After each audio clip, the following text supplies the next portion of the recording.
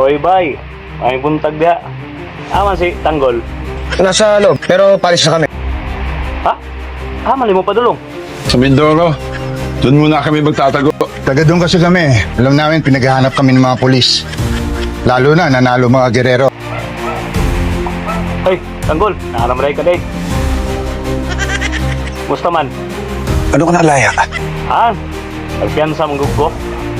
Nagpiyansa ka? Ano mo kayo nagtabang ko sa kuha, mga kauban ako sa trabaho, mga amigo, kapalugyan ka sa kuha. Napakaraming droga na kuha sa atin. Paano nangyari yun? Siyempre, ay magwa tayo connection sa sulod. No, natural mo na sa kuha, ang sagog ka. Si Lolo. Si Nanay. Ano na, si Lolo ni mo.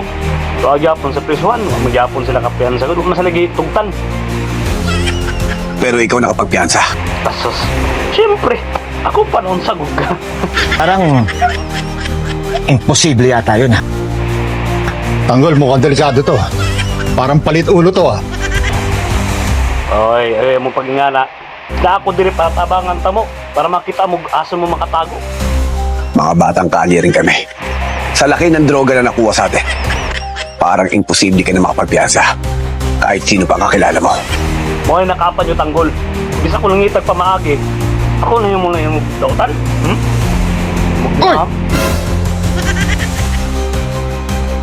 Ano ibig sabihin nito? Pasensyahay lang kita niyo Tanggol. Sabi ko na nga ba eh. Palit ulo to eh. Kung siya palit ulo, palit ulo. Ikaw paawag ka, basta paliton mo na yung ulo ron. Basin ka karon.